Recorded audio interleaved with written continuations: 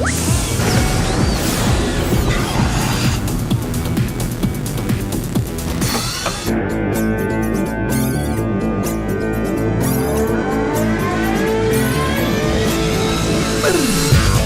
did you guys really want to do with this press conference? People come to E3 to find out what we're going to do to help drive the platform. In our case, we've got 3 platforms. So for us, it's about wrapping up all those plans, all those great products in a bow and showing them off for the rest of the world to see. And I think in a little bit less than 2 hours, we demonstrated an unrivaled software lineup that's going to drive the PS3, the PSP, and keep the PS2 going into its 9th year, demonstrating that 10-year product lifecycle that we talk about.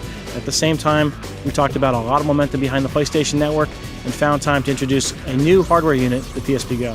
Let's talk about the PSP Go. You guys have obviously redesigned the PSP several times already. Why did you decide to do it again? You know, from our perspective, we know that consumers are becoming more and more comfortable with digital. And as Kaz talked about, we've talked to the development community, we've talked to consumers and asked what they wanted. And what they were looking for was a sleeker design, ability to better connection to the PlayStation Network. And the PlayStation Go, got it here for you. It's an incredibly slick device. It's a product that is going to target the guy and gal that are very comfortable downloading digital content and taking advantage of the new media interface, Media Go, which allows you to have a digital locker so you can store that data. 16 gigs on a flash drive in here, plus memory stick micro for expandable storage. So it's a really sweet device that we think is going to be taking the market by storm coming October 1st. Now, what about the people like me who has this huge UMD collection? Is there any way to get that content onto the PSP Go if I buy one?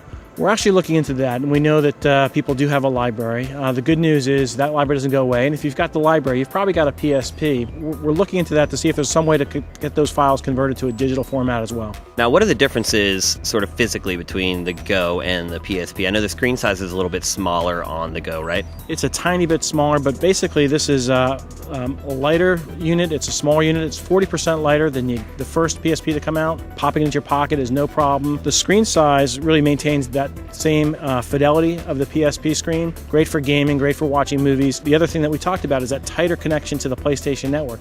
So another thing that we announced today was the native PSP video store. So you no longer have to tie it to the PC or your PS3 to get that content down. I could access it right here from this wireless hotspot, go onto the video delivery service and download some of the best TV and movies out there. Well, let's shift to the PlayStation 3. Can you talk a little bit about the challenges you guys have had over the last 12 months? PlayStation 3 for us, we started off the new fiscal year with Killzone 2. It couldn't have been a better start for us. It's a game that people have been waiting for.